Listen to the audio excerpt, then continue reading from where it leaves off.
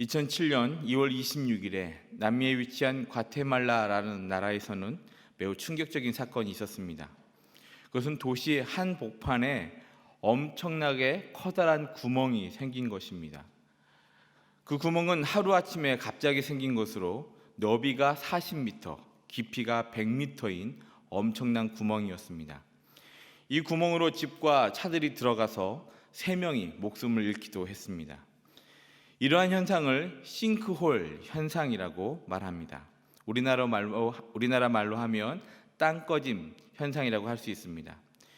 이런 싱크홀 현상이 우리나라에도 간혹 나타난 적이 있어서 많은 사람들이 위기의식을 느끼기도 했습니다. 싱크홀 현상이 생기는 이유는 땅 밑에 있는 지하수가 가뭄이나 지나친 지하수 개발로 인해 고갈이 되면 그로 인해 지하의 압력이 낮아져 땅이 푹 꺼져버리기 때문이라고 말합니다. 그런데 우리의 마음속에서도 이런 현상이 일어날 수 있다는 것을 아십니까? 내 주변의 세계가 완전히 무너진 것처럼 마음이 무겁기만 하고 탈출구가 보이지 않아 헤어나올 수 없는 수렁에 빠진 듯이 두려움에 가득 찰 때가 있습니다. 겉으로는 다 괜찮아 보였는데 어느 순간 갑자기 내면에서부터 시작하여 우리의 모든 것이 와르르 무너지는 듯한 그런 상황을 만나게 된다는 것입니다. 오늘 함께 읽은 시편 51편에는 이스라엘 역사 가운데 가장 위대한 사람 중에 한 사람이었던 다윗이 너무나 비참한 심정으로 하나님께 회개하는 기도가 기록되어 있습니다. 성경을 보면 시편 51편 앞에 부제가 붙여 있습니다. 다윗의 시, 인도자를 따라 부르는 노래. 다윗이 밧세바와 동침한 후 선지자 나단이 그에게 왔을 때라고 기록되어 있습니다. 다윗이 밧세바와 간음의 죄를 범한 이후 선지자 나단이 책망했을 때 불렀던 시편 말씀이라는 것입니다. 다윗이 그 이스라엘 역사 가운데 가장 위대한 왕이었던 그 다윗이 어떻게 이렇게까지 추락하게 되었을까요? 그것은 다윗이 범죄함 때문이었습니다. 그렇지만 다윗이 고백한 시편 51편 말씀은 지금 이 시대를 살아가고 있는 우리에게도 회개가 무엇인지를 분명히 알려줍니다. 오늘 본문 중 6절 말씀을 제가 읽겠습니다. 보소서, 주께서는 중심의 진실함을 원하시오니 내게 지혜를 은밀히 가르치시리이다. 다윗은 하나님께서 원하시는 것이 무엇인지 알게 되었다고 고백합니다. 하나님은 중심이 진실함을 원하신다는 것입니다. 그래서 다윗은 하나님께 은밀한 지혜를 깨닫게 해달라고 함께 간구하고 있습니다. 저는 이 시간 말씀을 통해서 하나님께서 원하시는 그 중심의 진실함이 무엇인지 함께 살펴보고자 합니다. 그리고 성령 하나님께서 성도들 모두에게 참 지혜를 깨닫는 그런 은혜가 있기를 간절히 소망합니다. 그렇다면 중심이 진실하다는 표현은 무엇을 의미합니까? 첫 번째로 중심이 진실하다는 것은 자신의 무력함을 깨닫는 정직함을 의미합니다. 다윗은 하나님께서 원하시는 것이 중심의 진실함이라는 것을 알고 있었습니다. 그 이유는 이전까지 하나님 앞에서 범죄함으로 말미암아 그 중심이 진실하지 못했음을 알았기 때문입니다. 평생의 삶 동안 하나님 앞에 정직한 자였고 하나님 마음에 맞는 자로 인정받았던 다윗이 어떻게 중심의 진실함을 잃어버렸다고 인정하게 되었을까요? 이것을 이해하기 위해서는 사무엘하 11장, 12장 말씀을 살펴보아야 합니다. 사무엘하 11장에서는 다윗에게 있어서 절대 기억하고 싶지 않은 다윗의 과거가 기록되어 있습니다. 시간적 배경은 사울 왕과 아들들이 갈보아 전투에서 죽임을 당하고 다윗이 왕으로 세워지게 된 이후였습니다. 이제는 다윗으로서는 아무것도 거리낄 것이 없는 태평천하의 시대를 맞이하게 되었습니다. 대내외적으로 모두 안정이 되었습니다. 훌륭한 용사들이 부하로 있었기 때문에 전쟁에서도 승리의 연속이었습니다. 그러한 때 다윗에게 닥쳐온 위기는 외부에서 온 것이 아니라 그 자신 안에서 온 것이었습니다. 사무엘하 11장을 보면 처음 대목이 이렇게 나옵니다. 2절 말씀입니다. 저녁 때에 다윗이 그의 침상에서 일어나 왕궁 옥상에서 거닐다가 그곳에서 보니 한 여인이 목욕을 하는데 심히 아름다워 보이는지라. 신하들과 장군들은 지금 암몬과의 전쟁터로 나가 있었는데 다윗은 한가로이 왕궁 옥상을 거닐고 있었습니다. 거기서 그는 한 여인이 목욕을 하는 장면을 보게 됩니다. 자신의 충성스러운 신하였던 우리아의 아내 밧세바였습니다. 그때 다윗은 그 여인을 보자마자 내 것으로 만들겠다고 결심합니다. 그리고 궁으로 부려들여 함께 동침을 합니다. 목욕하는 여인의 심히 아름다워 보이는 모습을 보고 그 여인에게 홀딱 빠져버리고 만 것입니다. 그 여인만 바라보다 보니 하나님도 안 보이고 하나님의 은혜도 보이지 않게 되었습니다. 왕의 명예도 안 보이고 자신에게 충성하였던 신하인 그 여인의 남편도 보이지 않게 됩니다. 자신을 비난하는 사람도, 자신이 돌봐야 할 백성들도 안 보이게 되었습니다. 그저 그 여인의 모든 시선이 빼앗겨 버린 것입니다. 그런데 다윗의 범죄함은 여기서 멈추지 않았습니다. 그는 밧세바와 동침하고 난 다음에 그 죄를 숨길 수 있을 것이라고 착각했습니다. 그런데 그것이 마음대로 되지 않았습니다. 밧세바가 임신을 하게 된 것입니다. 이런 상황이 되니까 그는 자신의 죄를 감추기 위해 또 다른 죄를 범하게 됩니다. 나중에는 왕의 지위를 이용해 밧세바의 남편인 우리아를 의도적으로 전투의 맨 앞자리에 자리 잡게 하여 사람을 죽게 만드는 살인의 죄까지 범하게 됩니다. 어떻게 하나님 마음에 맞는 사람이었던 다윗이, 그 위대한 왕 다윗이 이렇게까지 무너질 수가 있습니까? 단순히 밧세바 그 여인 한 사람 때문에 이렇게 된 것이겠습니까? 엄밀히 말하면 다윗은 자신을 넘어뜨리는 죄악에 모든 시선이 빼앗겼기 때문에 이런 비극이 생긴 것입니다. 그리고 그 범죄함은 하나님께로 향하던 그의 모든 시선을 멈추게 만들었습니다. 죄악으로 말미암아 하나님과의 교제와 연합이라는 기초가 무너지게 되니까 다윗의 삶 가운데 커다란 싱크홀 현상이 발생하고 만 것입니다. 그리고 그 싱크홀은 다윗의 믿음 체계를 무너뜨렸습니다. 하나님 앞에서 진실한 삶을 살았던 다윗의 모습이 사라지고 말았습니다.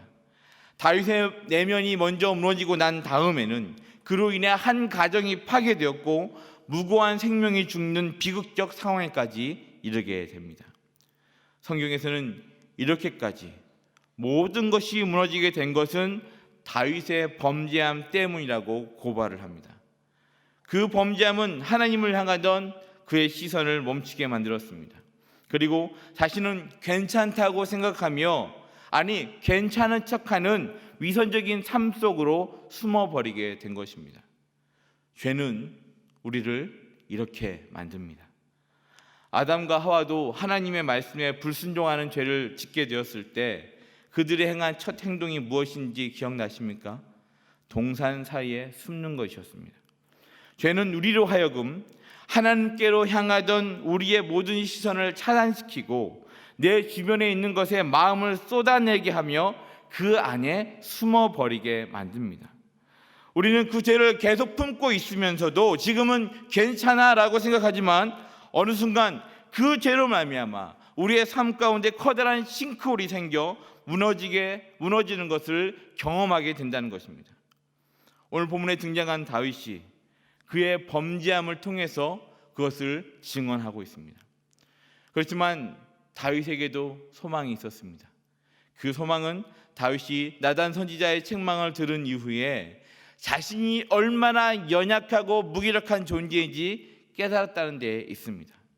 다윗이 자신의 죄악으로 나타난 비극 속에서 깨달은 것은 자신의 힘으로, 자신의 능력으로는 아무것도 할 수 없다는 것입니다. 오늘 함께 읽었던 본문 중에 6절을 보면 처음 시작이 보소서라는 외침으로 시작합니다. 누구를 향해서 외치는 것입니까? 1절을 보면 그 시작이 하나님이여 라고 외치는데 같은 대상이 되시는 하나님께 보소서라고 외치는 것을 알 수 있습니다. 그런데 보소서라는 이 표현이 사용된 욥기 말씀이나 민수기 말씀을 보면 모두 탄식하는 상황에서 나오고 있습니다. 자신의 힘으로는 할 수 없음을 알기에 극심한 그 고통 가운데 하나님을 향해 보소서라고 외치는 것입니다.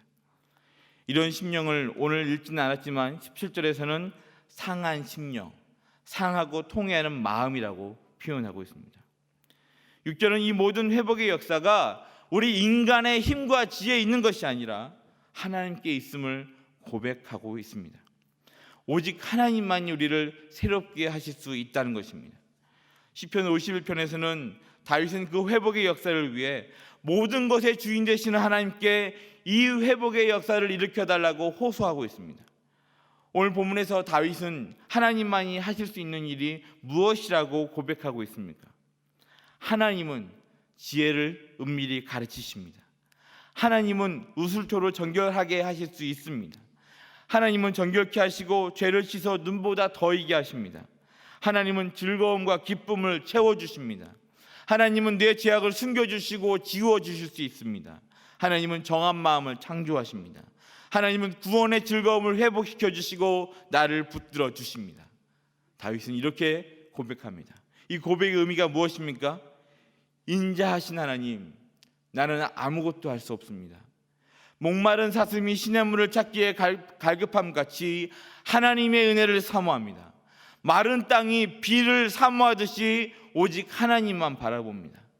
나는 아무것도 할 수 없지만 하나님께서는 이 모든 것을 하실 수 있기 때문입니다. 이런 고백이 이 말씀 안에 들어가 있는 것입니다. 즉 중심의 진실한 모습이란 내게는 아무런 소망이 없음을 정직하게 인정하고 하나님께만 소망이 있음을 믿고 바라보는 것입니다. 사랑하는 성도 여러분, 혹시 지금 나 자신의 모습을 정직하게 보지 못하게 하는 것이 어떤 것이 있습니까? 혹시 오늘 본문에 등장한 범죄함에 빠져있던 다윗과 같이 우리 안에 아직도 포기하지 못하는 죄의 소욕 때문에 그런 것은 아닙니까?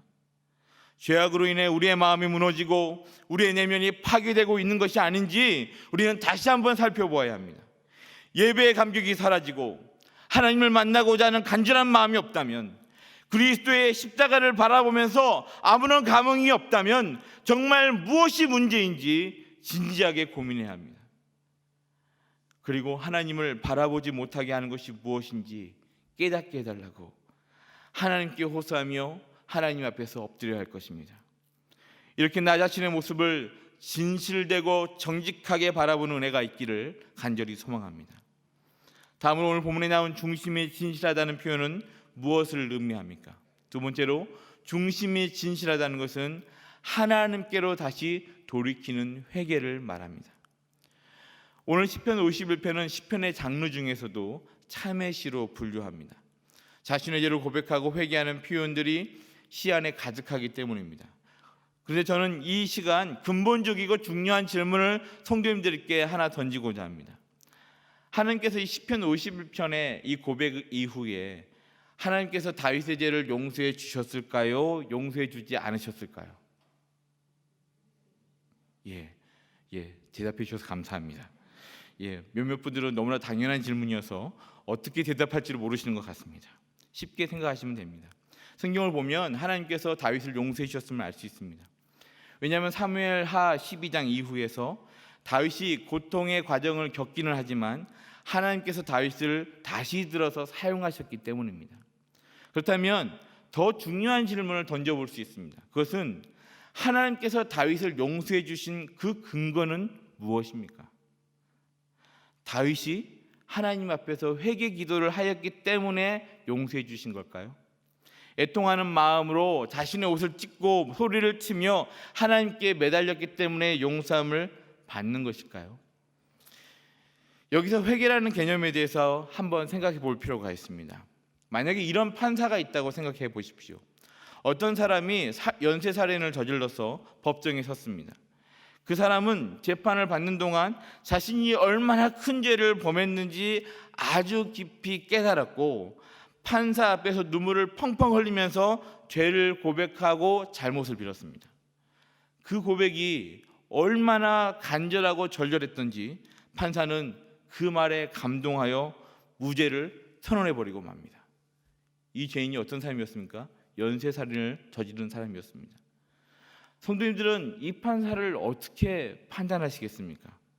과연 이 판사가 정의로운 판사라고 할 수 있습니까? 아닙니다. 명백하게 불의한 판사입니다. 피고가 자신의 죄를 깨닫고 용서를 구하는 것이 약간의 감형 사유는 될 수 있을지 모르지만 무죄 선고를 낼 이유는 되지 못합니다.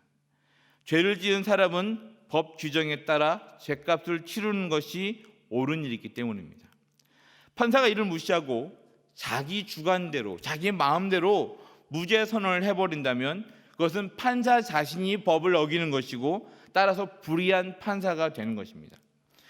이처럼 회개에 대한 잘못된 오해를 가지면 자칫 하나님을 불의한 하나님으로 만들어버릴 수 있음을 명심해야 합니다.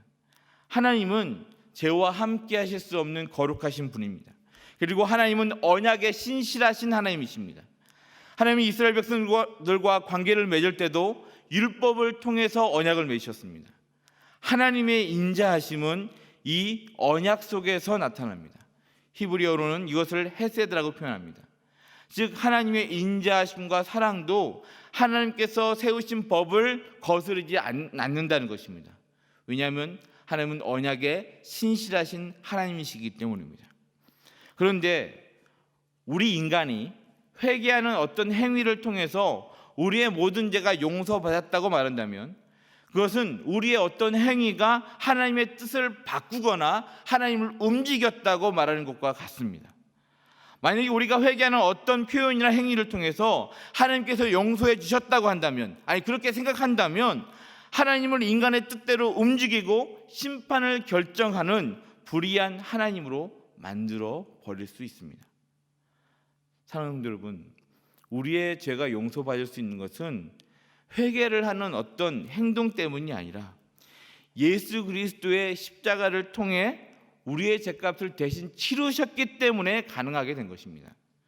그래서 우리는 회개하면 용서를 받게 되었습니다. 즉 저와 성도님들이 용서를 받는 근거는 우리가 회개하는 어떤 행위 자체가 아니라 바로 예수 그리스도의 십자가 사건에 있음을 믿으시기를 바랍니다. 우리는 보통 회개와 회개 기도를 잘 구분하지 않습니다. 우리는 보통 회개하라라고 하면 회개 기도를 먼저 생각합니다. 그러나 회개 기도가 우리의 죄를 없애는 것이 아닙니다. 회개 기도하는 것은 회개의 시작은 될 수 있지만 회개의 전부는 될 수 없다는 것입니다. 우리의 죄를 없애는 유일한 하나님의 방법은 오직 그리스도의 십자가에만 있기 때문입니다. 그래서 죄로 인해 하나님과 우리 사이에 거리가 벌어졌기에 우리는 계속해서 하나님께로 돌아서는 회개를 계속해야 합니다. 우리의 마음은, 우리의 중심은 계속 죄를 향해 나간다 할지라도 우리는 돌이킴으로, 돌아섬으로 회개하면 하나님은 그리스도가 죽음과 부활로 이루신 공로, 생명의 법, 구원의 법에 근거하여 모든 성도를 용서하시는 것입니다. 하나님께서 성도의 회개를 받지 않으시면 예수 그리스도께서 십자가에 이루신 공로를 하나님 자신이 무시하는 것이 되기 때문에 하나님은 그 십자가의 공로를 힘입어 우리를 용서하시게 됩니다. 오늘 본문 중에 10절에서 12절 말씀이 있는데 우리 10절부터 12절 말씀 우리 한 목소리로 함께 읽겠습니다. 시작.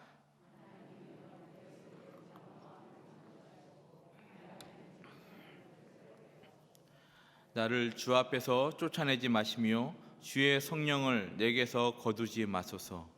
주의 구원의 즐거움을 내게 회복시켜 주시고 자원하는 심령을 주사 나를 붙드소서.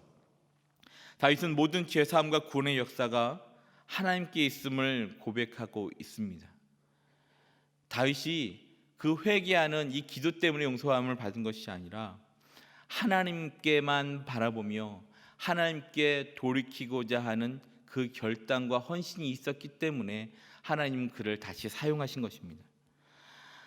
다윗은 하나님의 영으로 자신의 가장 깊은 곳에서부터 새로운 재창조의 역사가 일어나기를 간절히 소망하고 있습니다. 10절에서 12절에 사용된 창조, 성령이라는 단어는 창세기의 창조 장면에서 사용된 단어이고 쫓아내다라고 하는 이 단어는 인간의 타락 이후 에덴 동산에서 쫓겨나는 장면을 연상시킵니다. 창조의 역사는 하나님만이 하실 수 있습니다. 그 창조의 역사가 바로 우리의 심령 가운데 가장 은밀한 우리의 중심 가운데서 이루어지게 해달라고 다윗은 간구하는 것입니다. 왜냐하면 다시 돌이키고 회개하는 것도 오직 하나님만이 하실 수 있기 때문입니다. 이것이 바로 다윗이 말한 구원의 즐거움이 회복되는 것입니다. 자원하는 심령으로 붙들림을 받는 삶을 말합니다. 저와 성도님들도 이런 심정으로 하나님께 나아가야 합니다. 하나님 그리스도의 십자가 공로 때문에 성도의 회개를 받으시고 그를 용서하시며 사랑해 주시고 스스로를 드러내 보여주십니다. 징계를 멈추고 당신의 영광으로 성도를 안식하게 만들어 주십니다.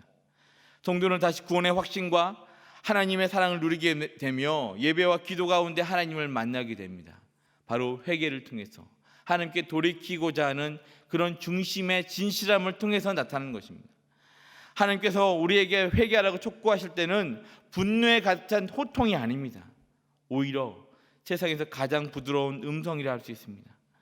하나님께서는 우리에게 이렇게 말씀하십니다. 이미 내가 십자가와 부활로 내 죄를 다 사면하고 너를 의롭다고 선포할 근거를 마련해 놓았다. 그러니 이제 더 이상 죄에 빠져 살지 말고 내게로 와서 다시 하나님과의 은혜로운 교제를 회복하라고 말씀하십니다. 성령 하나님께서 도와주셔서 우리는 그 부드러운 음성을 들었을 때 성도는 구원의 즐거움이 회복되고 자원하는 심령으로 하나님께 다시 나아가게 됩니다. 그래서 평생토록 성도는 회개하는 삶을 살아야 합니다. 회개는 우리의 죄를 속한 그리스도의 십자가의 의지에 하나님께로 돌이키는 삶의 방식을 말합니다. 지금 영상으로 그리고 이곳 예배당에서 함께 기도의 자리로 나오신 성도 여러분 모두가 이런 회개의 은혜를 경험하시기를 간절히 소망합니다. 지금 코로나19 상황 속에서 어쩌면 우리 마음 속에서부터 무엇인가 무너지고 있지 않은지 우린 정직하게 우리 내면을 살펴보아야 합니다. 어쩌면 하나님이 아닌 질병에 대한 두려움에 우리의 시선이 빼앗기고 있지는 않습니까? 나태함과 게으름이 어느 순간 우리의 마음속에 자리 잡고 코로나19 상황 때문에 어쩔 수 없다는 생각에 안주하고 숨어 있지는 않습니까? 코로나19 상황과 같이 전무후무할 것 같은 상황 속에서도 하나님은 우리의 중심이 진실하기를 원하십니다. 우리의 중심, 우리 가장 은밀한 곳에까지 정직하길 원하십니다. 우리가 얼마나 무기력한 존재인지 깨달아야 합니다. 하나님의 은혜가 없이는 살 수 없다는 것을 우리는 지금의 이 상황 속에서 다시 한번 우리가 명심해야 합니다. 그리고 지금 어느 자리에 있든지 다시 하나님께로 돌아서야 합니다. 잘못된 길에 서 있다면 진리의 길로 다시 옮겨야 합니다.